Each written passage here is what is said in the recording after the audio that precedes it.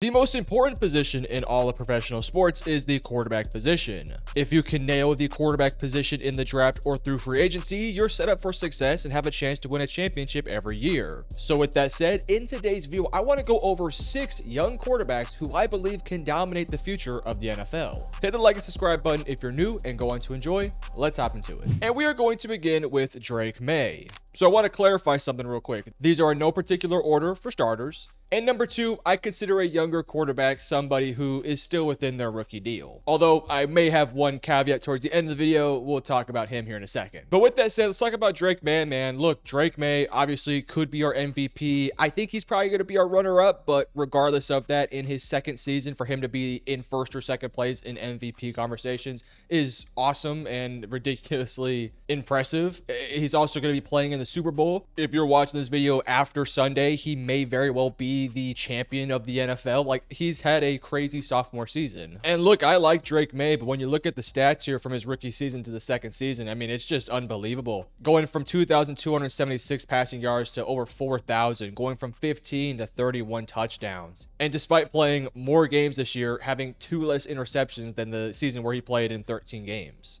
He is deserving, in my opinion, of being in the MVP conversation. The turnaround in New England has been impressive. And if you are a New England Patriots fan, having your head coach of the future set in stone and having your quarterback of the future set in stone is awesome. And it's a great feeling to have. And it's unfortunate for everyone else because, yet again, the Patriots have Tom Brady and Bill Belichick, this time in disguise in Drake Maye and Mike Vrabel. But Patriots fans, if you guys are looking forward to the game, the big game I'm talking about, I think you're going to like the app Turf. Turf is an app that makes watching football turn into a real-life competition. It's a live NFL prediction app that asks real-time questions as the game is going on. Questions like what's going to happen on the next drive or who's going to score the first touchdown. And if you get it right, you earn points. You can compete against your friends, join some squads, or go up against everyone on the global leaderboard. The more predictions you get correct, you will rank higher on the leaderboard, and you get a chance at a huge jackpot cash prize. It's completely free to play and makes watching football way more fun. So guys, download Turf now, link in the description below, join my squad and climb the leaderboard so that way you can earn some real cash prizes. Thank you Turf for sponsoring this video. Let's finish off by talking about Drake Maye. Drake Maye is 23 years old. He's playing the best football of his career. He's attached with an awesome football coach with a really good roster around him. They have money to work with. They have pieces to work with. They're a young football team with enough veteran experience. Drake Maye is set up for success not only within his rookie deal, but honestly for a long time. Again, one of the reasons why I think Brady got to where he would eventually go was because he was attached with Bill Belichick his entire career. And no, I'm not saying that Brady was made by Belichick. I'm saying that it definitely helped him, the fact that he was able to attach himself with the best football coach of all time. And so now you look at Drake Maye and he's in that same situation where you have an awesome, talented quarterback that can win MVP, and you now attach him with a head coach that is always going to be in the conversation for coach of the year because that's how good of a coach Mike Vrabel is. Patriots fans are spoiled as hell, and as somebody who has struggled to win a championship since the 90s, I'm jealous, to say the least. Next up, let's talk about Caleb Williams. So Caleb is an interesting player because, as we all know, the highs of Caleb Williams are some of the most fun and electrifying things ever in all of sports, because you see some of the plays he's able to make. You see the arm talent, you see the pocket movement, you see the escapability, you see the arm angles, you see, like, he is such an impressive quarterback. But then there's also the moments where it's like, why can't you just do the easy stuff, right? Why can't you hit the check down? Why can't you hit, a receiver on an underneath route in stride? He has some of those issues still to work out. But I think it's pretty clear and obvious through this season that he's improving right now, and he has maybe the most talent in the NFL. I'm not even kidding. Like, Drake Maye right now might be a better quarterback than Caleb Williams. Maybe. I think there's a good argument there. But in terms of who has the higher ceiling, I think it's Caleb Williams. I don't think there's a quarterback besides like Josh Allen, maybe Patrick Mahomes when he's healthy, that has the same ceiling of Caleb Williams, because Caleb Williams' ceiling is, genuinely speaking, maybe the best ceiling ever. Maybe I'm being a bit exaggerative, but I don't think I am. I think if he were to reach his ceiling, if he were to reach his potential, we're talking about a guy that can be a perennial MVP, all-pro type of guy. Again, maybe a bit exaggerative on my part. I'll eat on that one, but I don't think it's that far-fetched. I think Caleb Williams' talent is unbelievable. And you can see the jump he took this year. He had a pretty decent rookie season. I mean, still, he had 3,541 yards, 20 touchdowns, kept the interceptions pretty chill. His issue is he got sacked 68 times. and he just was never able to find the success he wanted to have. And then this past year, with Ben Johnson taking over the reins, 3,942 passing yards, 27 touchdowns, and look at the sack number here. Went from 68 to 24. And as we all know, the Chicago Bears won the NFC North, made a pretty good playoff run. We're a couple plays away from competing in the NFC Championship game. I don't think they would have won that game. I think Seattle would have beat them. But still, for them to go into the divisional round in year 2 of Caleb Williams and the first year of Ben Johnson tells you a lot. And look, when the season started, or I guess before the season started, I came on here on all my Bears videos, on all my Bears conversations, and said, look, it's going to take some time. Caleb Williams and his play style really doesn't fit what Ben Johnson typically does. Because think about it. Who was Ben Johnson with in Detroit? Jared Goff. Not a playmaker, kind of a statue in the pocket, somebody that plays in rhythm, somebody that plays in anticipation, somebody that's extremely accurate. What's Caleb Williams? A playmaker, somebody that plays his best football out of structure, somebody that has some accuracy issues here and there. That's kind of the opposite of what Ben Johnson typically goes for. And I feel like the season start was a little bit slow, but as the year went on, he got better and better and better. And by season's end, he was one of the best quarterbacks out there. And I think that's what makes me so excited about Caleb Williams, is knowing that, kind of like Drake Maye and Mike Vrabel, Caleb is going to be able to attach himself with an offensive mastermind in Ben Johnson for potentially the rest of his career, or for at least a long, long time. And so right now, sure, he may have to over-rely a little bit on his arm talent, on his playmaking ability, and things on those levels. But what's to stop him from 2, 3, 4 years from now, as he's so educated within the system, as he gets more involved with Ben Johnson, as that relationship builds and as that team builds around him? Who's to stop Caleb Williams from, again, as I mentioned, being an all-pro MVP type of quarterback? Because he has, not kidding, maybe the most talent in the NFL. It's just issues right now with accuracy, fundamentals, and playing within the system at times. As he gets more knowledgeable of the system, as he gets more comfortable with Ben Johnson, as he gets more comfortable playing with anticipation, playing with that accuracy on all levels, and not having to rely so much on the playmaking ability, he'd be unbelievable, right? Because then the playmaking thing just becomes kind of a part of their game. Look at how Josh Allen evolved his game. Look at how Patrick Mahomes evolved his game. Lamar Jackson, how they evolved their games. They were kind of similar in vein to Caleb, where they have all the arm talent in the world, but sometimes they maybe over-rely a little bit on that arm talent, right? Patrick Mahomes taking bombs to Tyreek Hill. Josh Allen, his whole issue early in his career was the interceptions, the fact that he was such a playmaker and he made a lot of mistakes. Lamar Jackson, one of his biggest knocks was, oh, he's a running back. He just uses his legs too much. Well, as time went on, they got more involved in their system, right? I mean, look at their head coaches, Harbaugh with Lamar, McDermott with Josh Allen. I mean, he had a couple OCs, but still McDermott. And then Andy Reid with Mahomes, they were able to attach themselves with the head coach. And what happened? They evolved their game. They went more into the system. And then that playmaking ability just kind of became that extra little perk that makes them the top 2 or 3 quarterbacks in football. It's the same conversation with Caleb. I think his ceiling is through the roof. Him and Drake Maye, I mean, the 2024 draft class, unbelievable. And I don't think we should forget about this guy. Let's talk about Jayden Daniels. It feels like Jayden Daniels' stock is at like an all-time low for whatever reason, despite the fact that in his rookie season, he was the rookie of the year. Despite the fact in his rookie season, they made it to the NFC Championship game. Like, I think we kind of forget what Jayden Daniels did in his rookie year, because the 2025 season was disappointing, but not really for Jayden. I felt like he was pretty good, but just in general for Washington. Obviously, the issue this year was the health of Jayden Daniels, which is a big time concern for him because he's not the biggest dude in the world. But you look at the numbers in his rookie year, 3,568 passing yards, 25 touchdowns, obviously led his team to the NFC Championship game. This past year, he only played in 7 games, but I still felt like within the 7 games, he was in control of that offense. And I feel like to completely just, I don't know, write off Jayden Daniels, to me, is not the right thing to do. He's a young quarterback that has a ton of potential. And I think, again, as somebody who's kind of in the same mold of a Lamar Jackson, somebody that's a bit in the mold of these more mobile, athletic quarterbacks, what you're going to see from Jayden Daniels is the evolution of his game from being so heavily reliant on his legs and on his athleticism to eventually where it just kind of becomes a perk of his game. Look at Lamar Jackson. 90% of the time, Lamar Jackson is a pocket passer, but that 10% of times when he's asked to make plays with his legs, he can do so. And that's what you're going to probably see Jayden Daniels evolve more into, right? He had over 100 carries in his rookie season, 148 to be exact.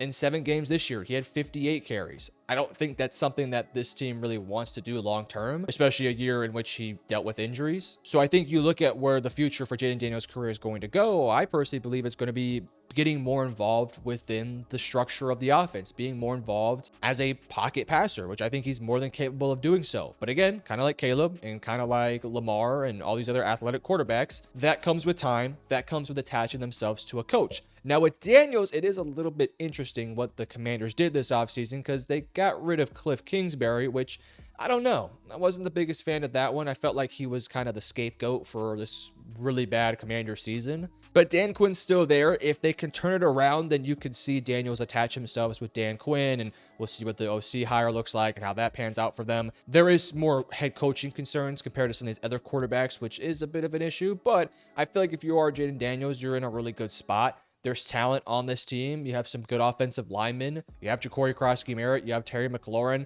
They have a top 10 pick this year. They should be able to make a ton of moves in free agency because they should have a ton of money. And look, this Commanders team has some genuine work to do. They're one of the oldest rosters out there, which I thought was a mistake last offseason and even the offseason prior because I was like, why not go younger? But they decided to go all in with this older team. And obviously it backfired. So I think now you're going to look at this team sort of take a different approach in looking for guys who are in their younger years who can help you contend and who can help you win, but are not Bobby Wagner, 35, 36 years old, however old he is, right? Von Miller, like that was Marshawn Lattimore, like those like that. I think Washington is going to look at this offseason differently. They're going to prioritize more of the draft. They're going to prioritize more of getting younger pieces that can fit the long-term plan for Jayden Daniels. The number one thing for Jayden, just stay healthy. I think if he's able to stay healthy, his game will evolve, and I think he's going to get right back on top of the saddle in terms of being one of the best young quarterbacks in football. I think right now, because of the year he had in terms of injuries and the disappointing season Washington had,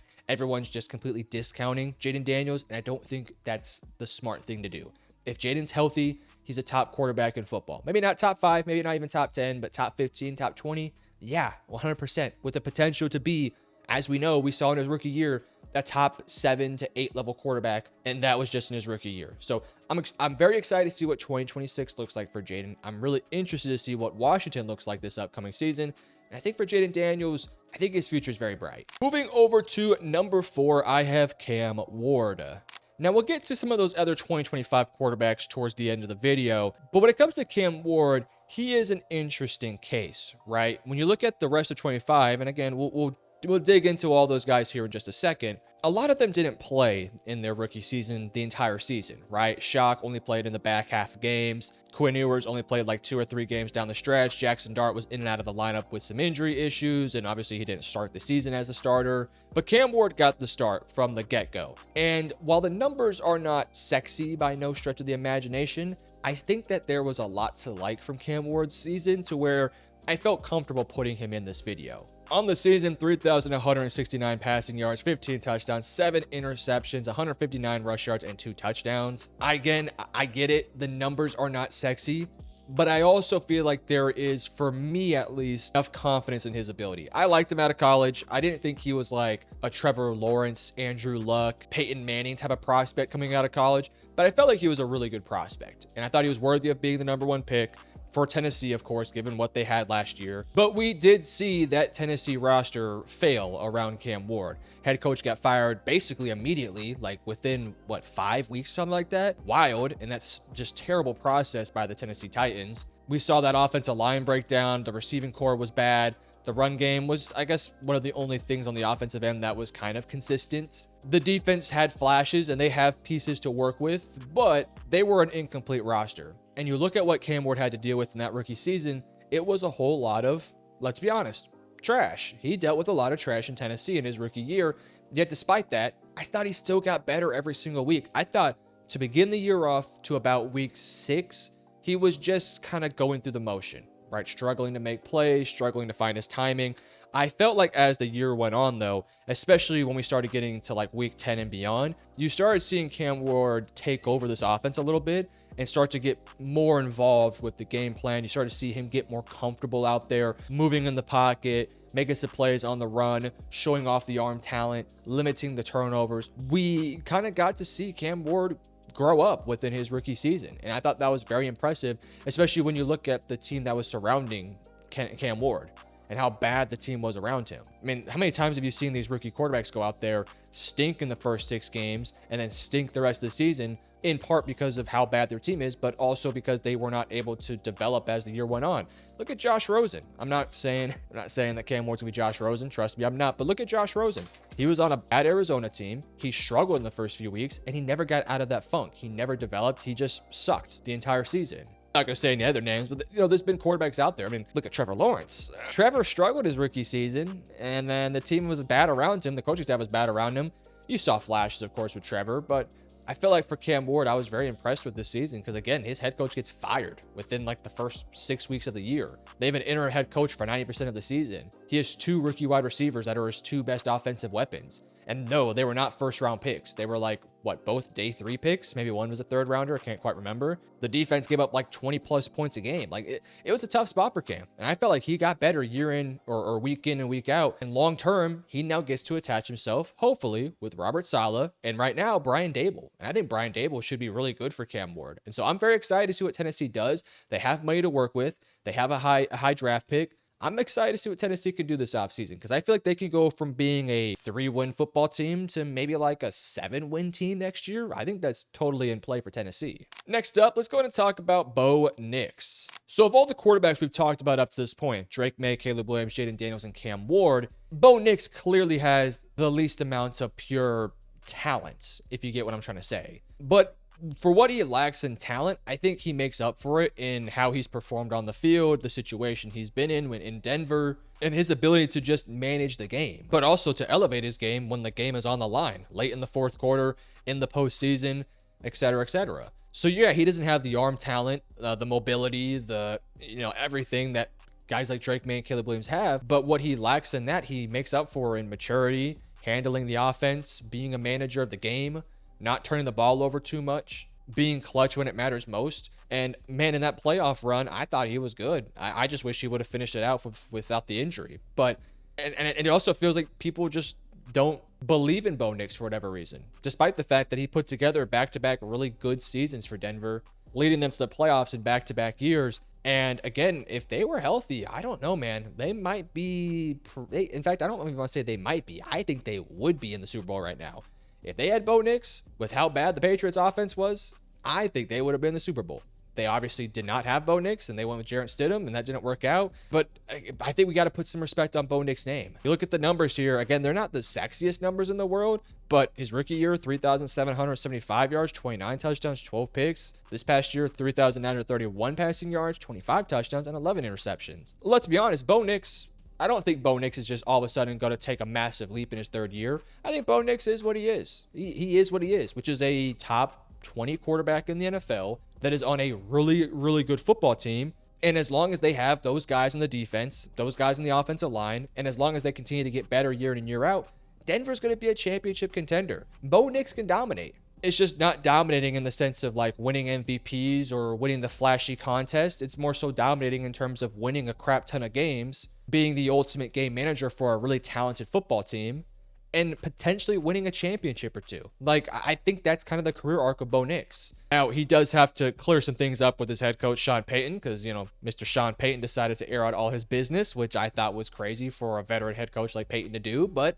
they're going to have to clean that up between the 2 of them, and I'm sure they will. I'm sure they'll hatch it out by the start of OTAs and things like that. But I think they're in a good spot, man. I think Bo Nix is in a good spot. He's in a good situation. There's a lot to look forward to there. And the last player we're going to talk about before we get into some of those 25 rookies, let's talk about Trevor Lawrence. So I know I kind of started the video off by talking about we're just going to focus on guys in their rookie deal, but I just want to kind of include Trevor Lawrence in this one. I'll keep it brief and short, but when it comes to Trevor, this was his first year off of the rookie deal, and this is really his first, like, not major breakout year, but this is the first year where I truly believe in Trevor Lawrence, right? Because in that first year, he was bad. Then you had the couple years there where you had some hope, and then he kind of middled around for a few years, just was mid to bad at times. But this is the first year to me where I look at Trevor Lawrence and I say, I think he can be the franchise guy that Jacksonville wanted him to be. So that's why I include him in this one. Sure, maybe I'm cheating a little bit with that one. I'll take that one on the chin. But again, like, you look at the numbers. Yeah, he's been in the league for 5 years. I get it. And again, you can criticize me in the comments for this one. I don't care. You can.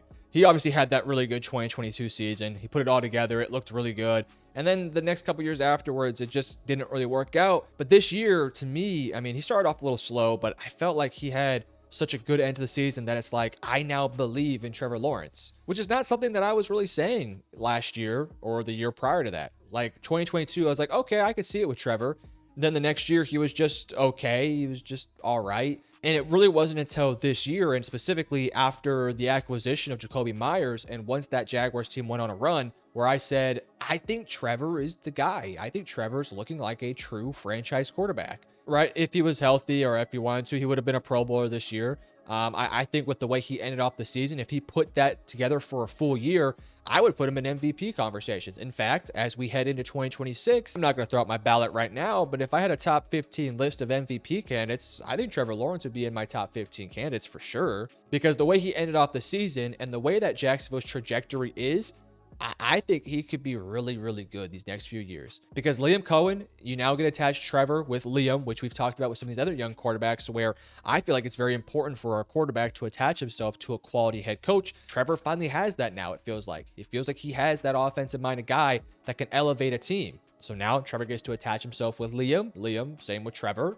And there's a lot of talent around these guys. ETN, BTJ, Travis Hunter, Jacoby Myers, some good tight end play. Offensive lineman that you're excited about, some pieces defensively. Like, this is a really, really good Jacksonville team. And it's not like they're going to stop getting better. They have some money to work with. They don't have a first round pick this year, but they have more in like the second and third round. And I'm really intrigued to see what Travis Hunter does. Like, we barely got to see Travis last year. He should be a big part of that team next year. So I look at Trevor and I think he's in a dang good spot for really the first time since 2022, maybe. It feels like this is the best team he's been on with probably the best coach that fits him. And so I kind of cheated with this one, but you get my point. Really quickly, I just wanted to touch on some quarterbacks that missed out on this video, and that includes a couple 2025 guys. So if you're looking for guys like CJ Stroud, I talked about him in a video like 2 years ago when he was coming off that rookie year. So if you want to hear my thoughts of him back then, check it out. Not sure how the quality of the video is, but check it out. It's like 2 years old, but I already talked about Stroud and Jordan Love. Both those guys, I mean, Stroud's going to get his deal done hopefully soon. And let's be honest, Stroud has not been good the past 2 years, so we'll see. And then when it comes to Jordan Love, he just got paid, so didn't feel like he had to be included in this video. And then when it comes to the 2025 quarterbacks, I didn't talk about Shador, Shock, and Dart. I just don't feel like I have a big enough sample size of those guys. I could include Cam Ward because he played the full season. I mean, he missed like the last half of the last game, but he played the entire year. Shock only played a handful of games, and yeah, he looked great. And if he puts it together all of next year, I might need to redo this video and include Tyler Shock. Same with Jackson Dart. He was kind of in and out of the roster. Not the roster, the depth chart because of injuries and because he started off the year as the backup. I thought when he was playing, he looked really, really good. If he does that for a 17-game sample next year, I'll have to do another video, and he'll be definitely one of the top names mentioned. And then with Shador, listen, shout out for Shador making the Pro Bowl. I mean, I could have made the Pro Bowl, but you get my point. But I'm interested to see what he looks like this offseason, right? Does Todd Monken attach himself with Shador, or does Todd potentially look for another quarterback in the draft? I'm intrigued by that. I think they should just rock with Shador for another year. Let him see if he can win the job and be a starting quarterback in the league. I thought he looked okay this year, but obviously he's got some work to do. If he has a good 17-game season next year, he'll be in the video as well. So just want to throw those little caveats at you. But again, if you enjoyed the video, make sure you guys hit that like and subscribe button. And I love you guys. Peace.